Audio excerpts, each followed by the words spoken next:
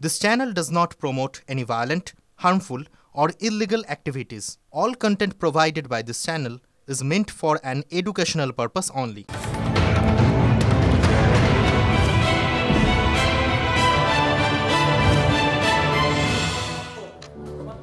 নমস্কার, আপনাদের প্রত্যেককে স্বাগত জানাই টিভি9 বাংলায়। এখন বিকেলের বিতর্ক, আপনাদের সঙ্গে আমি রাজা চট্টোপাধ্যায়।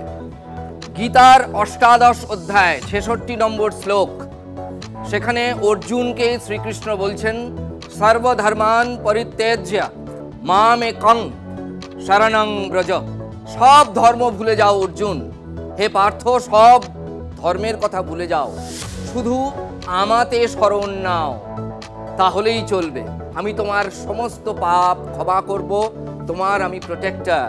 এটা অর্জুনকে বলেছেন, আসলে বৃহত্তর সমাজকে বলেছেন, অন্তত আমরা তাই জানি।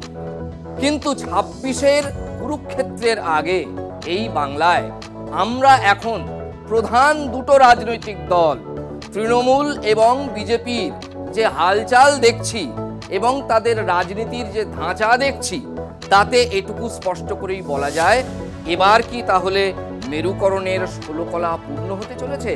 আজ এটাই আমাদের ইস্যু।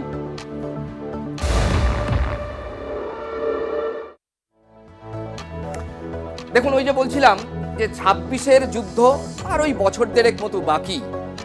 এপ্রিল মে মাস যেই চলে আসবে, সঙ্গে সঙ্গে দামামা বেজে যাবে বিধানসভা ভোটের।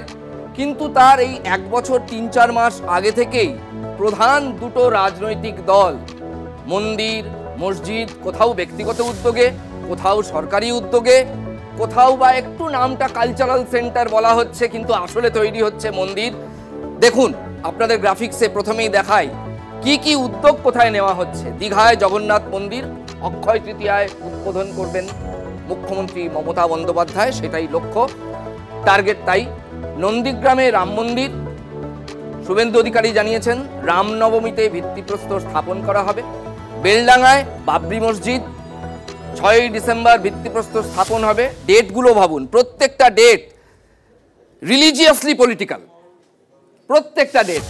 বুধবার শিলান্যাস অনুষ্ঠান সাগরদিঘিতে। আজকে অলরেডি একটা রাম মন্দিরের শিলান্যাস করে ফেললেন যে সন্ন্যাসী, তার নাম অম্বিকানন্দ মহারাজ, এবং সেখানে গুটি কতক রাজনীতিকও উপস্থিত ছিলেন।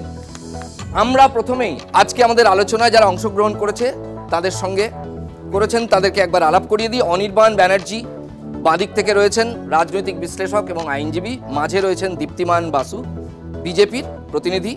সিপিএম এর তরফে রয়েছেন অতনু চট্টোপাধ্যায়।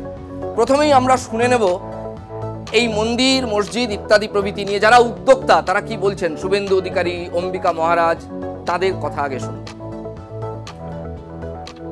হুমায়ুন কবিরকে কি আমন্ত্রণ করা হয়েছে? হুমায়ুন কবিরকে হোয়াটসঅ্যাপ মারফত জানানো হয়েছে, কিন্তু উনি, আমি দেখলাম আপনাদের চ্যানেলে উনি বলেছেন যে ওনাকে কোনো আমন্ত্রণ জানানো হয়নি। এটা সর্বৈব মিথ্যা কথা। আমি আপনাদের চ্যানেলের মারফত দেখিয়ে দিতে চাই যে হুমায়ুন কবির সাহেবকে আমি হোয়াটসঅ্যাপ মারফত যে জানিয়েছি তার সম্পূর্ণ তথ্য আমার আছে। এই যে হুমায়ুন কবির সাহেব, এটা ওনারই হোয়াটসঅ্যাপ আইডি, আপনারা দেখছেন। ধর্মের নিজে ধর্মে মানেন, করুন না, জায়গা কিনে করে সব করে বৈধভাবে করুন না বলছে। সরকারি রাস্তায় এনএইচে না করলেই হলো, যেমন কলকাতা এয়ারপোর্টে আছে, এয়ারপোর্টটা সম্পূর্ণ হচ্ছে না। সরকারি জায়গায় জবরদখল করে করবেন না, জায়গা কিনে করুন। আমরা তো সোনাচূড়ায় করছি, জায়গা কেনা, জায়গা ২.৫ বিঘা। এই মাটি মহারাজা শশাঙ্কের মাটি, এই মাটি মহারানী ভবানীর মাটি। এই মাটিতে রাম মন্দির হচ্ছে, এবং আপনাদেরকে আগেও বলেছিলাম, এখনও বলছি, আগামী দিনেও বলছি, শুধুমাত্র অলংকার এই সাগরদিঘি বিধানসভার বুকেই রাম মন্দির হবে না। এখনও আমাদের কাছে ভরতপুর, রেজিনগর, এই সমস্ত বিধানসভা থেকে জমি রামলালার মন্দির করার জন্য এসেছে। তো আমরা আগামী দিনে কিন্তু সেসব জায়গাতেও মন্দির করব। আশা করি আর ৩ মাসের মধ্যে এটা সম্পূর্ণ কমপ্লিট হয়ে যাবে। মার্বেলের মূর্তি অলরেডি তৈরি হয়ে গেছে, জগন্নাথ বলরাম সুভদ্রা। নিম কাঠের মূর্তিটা তৈরি হচ্ছে, কারণ ওটাকে সামনে রেখে পুজোটা হবে। এছাড়াও একটা মা বিমলা, যেটা মা লক্ষ্মীর মন্দির, মা লক্ষ্মীর একটা আরেক পাশে রাধাকৃষ্ণ, এটা থাকবে। তাছাড়াও মেন গেট নাম হয়ে যাবে চৈতন্যদ্বার, জগন্নাথ ধাম। বাদবাকি এখানে স্বর্গদ্বার থেকে শুরু করে সব আছে। এমনকি পুরীতে যে ধ্বজা তোলা হয়, সেই ধ্বজা তোলার ব্যবস্থাও এখানে রাখা হয়েছে। অক্ষয় তৃতীয়ার দিন এটা উদ্বোধন হবে এবং এবারে প্রথম রথযাত্রা হবে। রথযাত্রায় একটা সোনার ঝাড়ু থাকে, আপনারা জানেন। ওপরটা চন্দন কাঠের থাকে, নিচেটা কিছু সোনার ডাস্ট মেশানো নানা রকম থাকে। ওইটা আমি আমার পার্সোনাল অ্যাকাউন্ট থেকে, আমার কন্ট্রিবিউশন থেকে আমি 5 লাখ টাকা দেব। কাজে ওটাও ইস্কন তৈরি করবে, কারণ যেহেতু ওরা করে। লোকসভা ভোটের ফল বেরোনোর পরেই খুব তাৎপর্যপূর্ণভাবে আমরা লক্ষ্য করেছিলাম প্রধানমন্ত্রী নরেন্দ্র মোদী তার যেটা দলের মূল কার্যালয়, সেখানে দাঁড়িয়ে নয়াদিল্লিতে জয় শ্রীরাম না বলে বলছেন জয় জগন্নাথ। ওড়িশা জয়ের আনন্দে সেদিন তিনি উদ্বেল ছিলেন। এবার মমতা বন্দ্যোপাধ্যায় দীঘায় পুরীর হাওয়া টেনে আনতে চাইছেন কিনা, প্রথমেই শুরু করব অনির্বাণকে দিয়ে। না, এই জগন্নাথ মন্দির ওখানে তৈরির পরিকল্পনা মোটেই লোকসভা ভোটের পরে হয়নি, এটা বহু বছর পুরনো। এই সরকার অনেক আগেই পরিকল্পনা করেছিল। পুরীর জগন্নাথ ধামে বাঙালি বহু দশক ধরে তারা যায়, বহু যুগ ধরে তারা যায়। সেই যাওয়া, তাদের যে সম্মান জগন্নাথ প্রভুর প্রতি, সেটাকে সম্মান জানিয়ে এখানেও একটি মন্দির তৈরি করা হচ্ছে। সেটা দীঘায় তৈরি করা হচ্ছে, সেটা উদ্বোধন হবে, কারণ কমপ্লিট হচ্ছে এই কদিনের মধ্যে। এর সঙ্গে লোকসভা ভোটের কোনো সম্পর্কই নেই। যদি থাকতো, রাজনীতি বা ভোটের সম্পর্ক কখন থাকে? যে একটা 500 বছরের পুরনো স্মৃতিসৌধ, সেটা মসজিদ হতে পারে, সেটাকে ভেঙে গুঁড়িয়ে দিলাম, তারপরে সেই একটা সম্প্রদায়কে নিশানা করলাম, তাদের বিরুদ্ধে দাঙ্গা বাঁধালাম, খুনোখুনি করলাম, করে টোরে 20 বছর, 23 বছর, 25 বছর পর গিয়ে হিসাব করে এরা মন্দির বানালাম। এইটা হলো একটি নির্দিষ্টভাবে রাজনীতিকে মাথায় রেখে কিছু একটা করা। জগন্নাথ মন্দির যেটা দীঘায় তৈরি হয়েছে, আপনি দেখাতে পারবেন ওখানে কারো একটি গায়ে আঁচড় অবধি কাটা হয়েছে, কোথাও কিছু ভাঙচুর করা হয়েছে, কাউকে কোনো রকম কটু কথা বলা হয়েছে, কিচ্ছু বলা হয়নি। বাঙালি দীর্ঘ বহু দশক ধরে পুরীতে গেছে, এরপরেও যাবে, একই সঙ্গে দীঘাতে যাবে, জগন্নাথ মন্দিরে যাবে। এর সঙ্গে খুনোখুনি সাম্প্রদায়িক রাজনীতির কোনো সম্পর্ক নেই, যেটা বিজেপির আছে। দীপ্তিমান বাসু। না, কি আর বলবো, কারণ হচ্ছে অনির্বাণ যে কথাটা বলল, প্রথম কথা হচ্ছে যে 20 থেকে 25 বছর পরে বলল যে রাম মন্দির তৈরি হয়েছে। এখন ও একজন আইনজীবী বলে আমি জানি, এখন আইনে যে সমস্যাটা ছিল সেটাও ভুলে গেল। তার কারণ হচ্ছে দীর্ঘদিন ধরে এই যে ভারতবর্ষের কোটি কোটি মানুষের আবেগ রাম মন্দিরকে ঘিরে ছিল, সেই আবেগকে তো আমরা দূরে সরিয়ে দিতে পারি না। কারণ আবেগ একটা রাজনীতির অঙ্গ এবং আবেগ উন্নয়নের অঙ্গ। আবেগ না থাকলে উন্নয়নও হয় না, উন্নয়ন না থাকলে রাজনীতিও সেইখানে পরিস্ফুট হয় না। আরেকটা জিনিস হচ্ছে যে ভারত এই যে মন্দির তৈরি হচ্ছে, আমি জানি না এতে অসুবিধা কোথায়। তার কারণ হচ্ছে ভারত আধ্যাত্মবাদের মূল ক্ষেত্র। আমরা যদি পৃথিবীর নিরিখে বিচার করি, আধ্যাত্মবাদ শিখিয়েছে ভারতবর্ষ। পশ্চিমবঙ্গ হয়তো পিছিয়ে ছিল অনেক জায়গায়। তো আমাদের যদি মন্দির, উপাসনা গৃহ সৃষ্টি হয়, আমাদের কোনো আপত্তির কিছু নেই। আমাদের আপত্তি খারিজি মাদ্রাসা নিয়ে, বেআইনি মাদ্রাসা নিয়ে, যেগুলো জঙ্গিবাদের জন্ম দিচ্ছে, জঙ্গিবাদকে প্রশ্রয় দিচ্ছে, জঙ্গিদের জন্ম দিচ্ছে। এগুলো বন্ধ হোক। আমাদের আইনগত মাদ্রাসা নিয়ে কোনো আপত্তি নেই। আমরা চাইছি যে মন্দির হোক, মসজিদ হোক, মসজিদ অবশ্যই আইনি হোক, মাদ্রাসা আইনি হোক। তো অসুবিধার কি আছে? মানুষ যদি উপাসনা করেন, আধ্যাত্মবাদের দিকে যদি মানুষ ঝোঁকেন, তাতে শান্তি থাকবে, উন্নয়নও থাকবে। বেশ, নারায়ণের কথা দিয়ে শুরু করেছিলাম। আমরা বলি নরনারায়ণ। নারায়ণকে দেখতে গিয়ে কি কোথাও নর অবহেলিত হচ্ছে, নরও অবহেলিত হচ্ছে? অতনু চট্টোপাধ্যায় এই রাজনীতির মোকাবিলা কি করে করবেন? এটাকে ফাইট করা অত্যন্ত দুরূহ। দাদা, তুমি বলার সময় একটা টার্ম ইউজ করলে, রিলিজিয়াসলি পলিটিক্যাল। আমি বলবো টার্মটা বরং উল্টো করলে অনেক বেশি খাটে এই রাজ্য এবং দেশের পক্ষে, পলিটিক্যালি রিলিজিয়াস। কারণ তুমি দেখো, বিগত 12-13 বছরে তুমি দেখেছো সিংহ শাবক চিড়িয়াখানায় জন্ম নিয়েছে একজনের অনুপ্রেরণায়। তাই থেকে পুরো কলকাতা পুরসভার ডেঙ্গুর মশা কীভাবে মারতে হয় তাতে অনুপ্রেরণার ছবি। তুমি কোথাও দেখতে পাওনি যে রাজ্যের মুখ্যমন্ত্রী একটা কারখানার দ্বারোদ্ঘাটন করছেন। আবার তুমি যদি দেখো যে এখানে যেখানে দাঁড়িয়ে আমাদের আজকে অনুষ্ঠান হচ্ছে, সেক্টর 5 বাম জমানায় সে তৈরি, সেক্টর 5 গত 13 বছরে একটা সেক্টর 6 হয়নি, একটা সেক্টর 7 হয়নি। উল্টে সেক্টর 5-এর বড় বড় বিল্ডিংগুলো তুমি দেখবে সব ফাঁকা হয়ে যাচ্ছে, একের পর এক অফিস তল্পা গুটিয়ে ব্যাঙ্গালোর চলে যাচ্ছে, নয়ডা চলে যাচ্ছে। এ রাজ্যের মেধাকে নিয়ে হচ্ছে রাজ্যের বাইরে চলে যাচ্ছে। আর এরকম যখন করুণ পরিস্থিতি, সেই সময় হচ্ছে মানুষের নজর, বিশেষ করে যুব অংশের নজর, রুটি রুজি দেশের কথা থেকে শুরু করে সাধারণ মানুষের কর্মসংস্থান থেকে শুরু করে সব কিছুর থেকে ঘোরানোর জন্য খুব নির্দিষ্টভাবে মন্দির মসজিদ রাজনীতির দরকার হয়ে পড়ে। আমাদের দেশের দুর্ভাগ্য রাজাদা এই জায়গায় যে আমাদের দেশে মন্দির মসজিদ রাজনীতিকে এতটাই মেনস্ট্রিম করে দেওয়ার চেষ্টা চালিয়েছে দেশের সরকার, এবং বর্তমানে তার দোসর একসময় প্রাক্তন বিজেপি সঙ্গী মমতা বন্দ্যোপাধ্যায়ের সরকার, যে এদেশে পার্লামেন্ট উদ্বোধন করতে সাধু সন্তরা আসেন যাদের সঙ্গে রাজনীতির যোগ নেই, আর মন্দির উদ্বোধন করতে দেশের প্রধানমন্ত্রীকে যেতে হয়, যিনি হচ্ছেন কিনা নির্বাচিত একজন সরকারের প্রতিনিধি। বেশ, অধীর চৌধুরী এবং অমিয় পাত্র, অধীর চৌধুরী প্রাক্তন প্রদেশ কংগ্রেস নেতা এবং প্রাক্তন সাংসদ, এবং অমিয় পাত্র সিপিএম এর কেন্দ্রীয় কমিটির সদস্য, কি বলছেন ব্যাক টু ব্যাক শুনবো। মুর্শিদাবাদে এবং পশ্চিমবঙ্গে যেটা চলছে প্রতিযোগিতামূলক সাম্প্রদায়িকতা, দিদি সেখানে বিরোধিতা নাই, দিদির দলের লোক বলছে আমি বাবরি মসজিদ করব, তাকে নকল করে রাম মন্দিরের গল্প শুরু হয়ে গেল, হিন্দুদেরকে এক করতে হবে।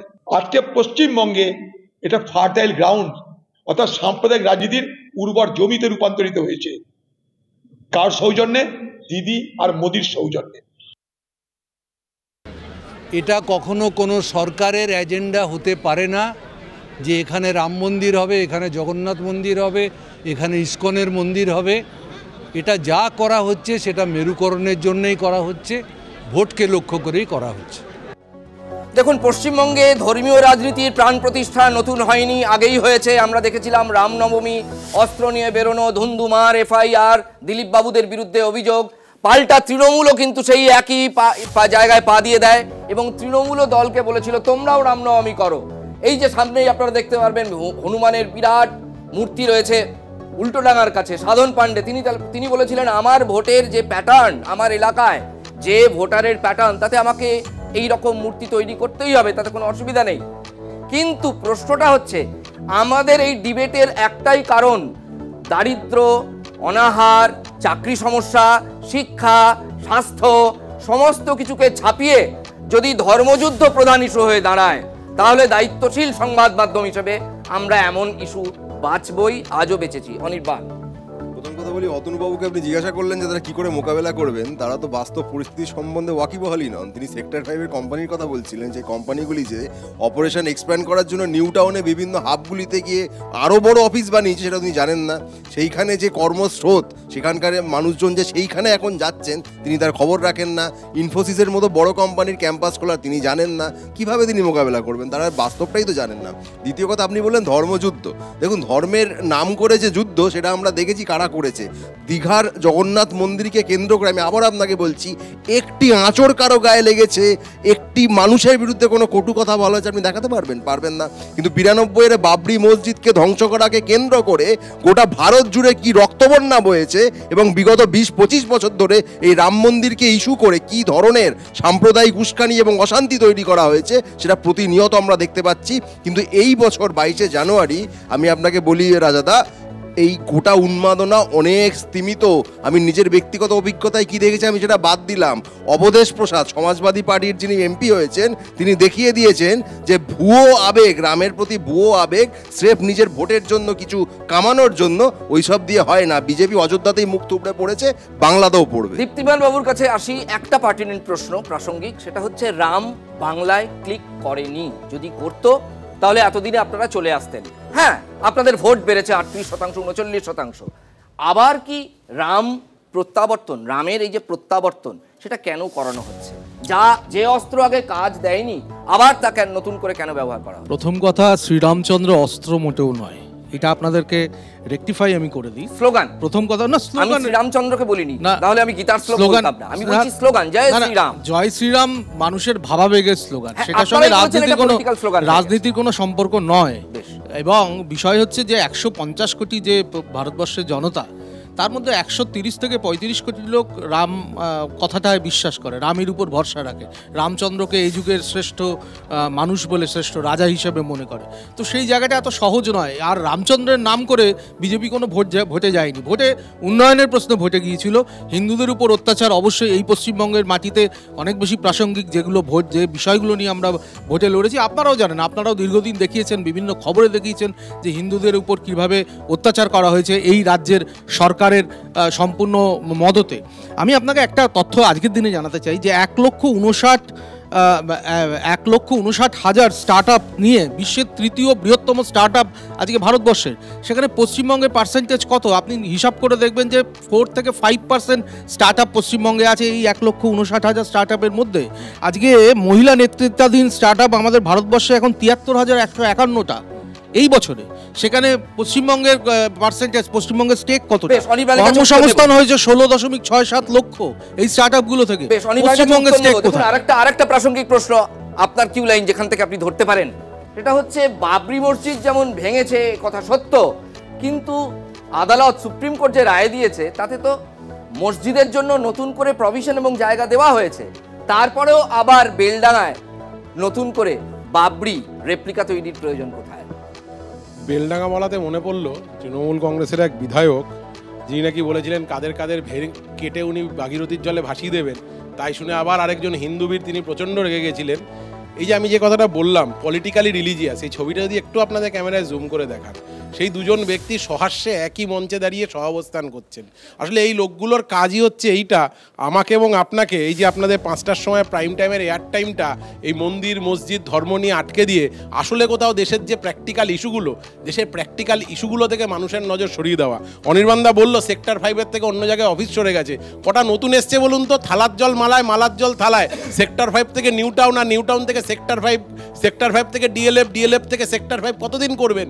নতুন কটা শিল্প এলো, হুগলি নদীর তীর ধরে যে কটা পাটকল ছিল, সে প্রত্যেক কটা পাটকলে ওনাদের হচ্ছেন খিস্তি দেওয়া এমপি হচ্ছে মালিক পক্ষের হয়ে দাঁড়ায়, আর তার সুপুত্র হচ্ছে সরকার পক্ষের হয়ে দাঁড়িয়ে সমস্ত কটা মামলাগুলোতে শ্রমিকদের স্বার্থ বঞ্চনা করেছে। একের পর এক চটকল বন্ধ হয়েছে, একের পর হুগলি নদীর পার আজকে সন্ধ্যার পরে অন্ধকার হয়ে যায়। এর দায় কে নেবে? তৃণমূলের সমস্ত দায় থেকে নজর ঘোরানোর জন্য এখানে ওখানে আর এখানে ওখানের কথা বলছে। আর সবচেয়ে বড় কথা দাদা, বিজেপির মন্দির তৈরি নির্দিষ্ট এজেন্ডা আজকে দেখে না, মানে আমি জন্ম থেকে শুনছি বিজেপি ভোট আসলে মন্দিরের কথা বলে। আমি একটা জায়গা বলে শেষ করব, সুপ্রিম কোর্টের রায়ে রাম জন্মভূমি ট্রাস্টের টাকা দিয়ে ওরা হচ্ছে মন্দির বানিয়ে প্রধানমন্ত্রী উদ্বোধন করেছেন।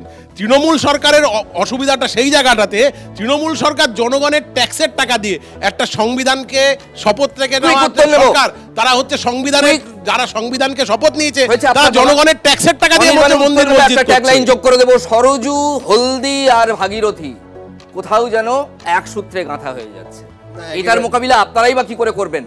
মেরুকরণ যদি কোনোদিন আপনাদের ঘাড়েই চেপে বসে, তৃণমূল কি করে তার মোকাবিলা করবে? দেখুন, তৃণমূল কংগ্রেস ভোটে বিজেপিকে কি করে মোকাবিলা করতে হয় সেটা এতবার দেখিয়েছে। আমার মনে হয় না আপনার মনে হয় কোনো সন্দেহ থাকতে পারে 2026-এ বিজেপি বরং ভাবুক যে সুকান্ত মজুমদার, শুভেন্দুকে বৈঠকে না ডাকা, এইটাকে তারা কি করে মোকাবেলা করবে। দিলীপ ঘোষকে কেউ ডাকে না, এরাও আরেকজনকে ডাকেন, এটা নিয়ে তারা নিজেরা ভাবুক। 2026-এ 50-এর নিচে নেমে যাবে বিজেপি। তৃণমূল কংগ্রেসকে আলাদা করে বিজেপির এই রাজনীতির মোকাবিলা করতে হবে না। তৃণমূল তার মতো করে তার সরকারের যে কাজ, তার যে পলিসি, তার উপর দাঁড়িয়ে ভোটে যাবে এবং জিতবে। দীপ্তিমান বাবু, বারবার এই রাজনীতিতে পা দেওয়া কিন্তু আসলে উন্নয়ন আরজিকর, অনুন্নয়ন আরজিকর, রেপ, ধর্ষণ, খুন, আইন শৃঙ্খলা খারাপ, এই ইস্যুগুলোকে সাবসাইড করে দেয়। ক্ষতি তো আপনাদের হবে তাহলে। না না, কেন? এই ইস্যুগুলোকে সাবসাইড করার কোনো প্রশ্নই নেই। তার কারণ হচ্ছে যতক্ষণ বিজেপি এই রাজ্যের মাটিতে বিরোধী রাজনীতি করছে, অনুন্নয়নের প্রশ্ন তো আমরা সবসময় বলছি। আজকে যেভাবে অনির্বাণ যে কথাটা বলছিল, বলবেন এনার্জিটা তো খেয়ে নেবে সরজু, ভাগীরথী। না না না, দেখুন আজকে মন্দিরও থাকতে পারে, মসজিদও থাকতে পারে, এমনকি গির্জাও থাকতে পারে, কিন্তু তার সঙ্গে অনুন্নয়ন আর উন্নয়নের যে লড়াই, সেটা তো চলতেই থাকবে। আমি আপনাকে উদাহরণ দিলাম তো, যে ভারতবর্ষ যেখানে কোথায় এগিয়ে গেছে, শুধু এই বছরের স্টার্ট আপ 1,59,000, আমরা পশ্চিমবঙ্গ কোথায় পিছিয়ে আছি? অতনুবাবু, ফাস্ট, সময় কম। কোনো সরকারের কাজ কি স্টার্ট আপে মানে বাড়াবা দেওয়া, নাকি হচ্ছে দেশে কর্মসংস্থান তৈরি করা? কর্মসংস্থান তৈরি করতে যারা বলেছিল বছরে 2 কোটি চাকরি দেবো, 2014 থেকে 2024, শুনুন না, আপনার সময় আমি তো বলিনি, কেন বলছেন? Let us B gentleman. 2014 থেকে 2024 10 বছরে 2 কোটি চাকরি দিলে আজকে স্টার্ট আপের গান গাইতে হতো না। দেশের সরকার যুবকদের চাকরি দিতে ব্যর্থ, স্বাস্থ্যে ব্যর্থ, সমস্ত ক্ষেত্রে দেশে শুধু অনুন্নয়নের সূচক, ক্ষুধার সূচকে আজকে দেশ কোথায়? যে মিডিয়াতে আমরা বলছি মিডিয়া স্বাধীনতার প্রশ্নে দেশের সূচক কোথায়? আজকে গোটা দেশে কতজন লোক রাত্রিবেলা খালি পেটে শুতে যায়? আজকে আমাদের সময় শেষ, আপনি প্রতিনিধি কথা ওয়ান লাইনারে প্লিজ। যাদের আমলে 83,000 কলকারখানা এই পশ্চিমবঙ্গে বন্ধ হয়ে গেছে, তথ্য কোথায়? লকআউট করে, তথ্য কোথায়? প্রচুর তথ্য দেখানো হয়েছে। ফিরে ফিরে সেই শুকিয়ে যাওয়া শিল্পের ইস্যু, কিন্তু এটা আজকে আমাদের মূল ইস্যু নয়। আমাদের মূল ইস্যু ছিল যে ধর্মীয় মেরুকরণের রাজনীতি, যা থেকে গোবলয়ের তুলনায় তথাকথিতভাবে পশ্চিমবঙ্গ অনেক দূর কিছুটা দূরে ছিল এবং এড়াতে পেরেছে, আর কি বঙ্গবাসী এই রাজনীতি গায়ে না মেখে থাকতে পারবেন? তাই আজকের ডিবেট ছিল অত্যন্ত প্রাসঙ্গিক। দেখতে থাকুন TV9 বাংলা। আপনাদের তিনজনকেই ধন্যবাদ।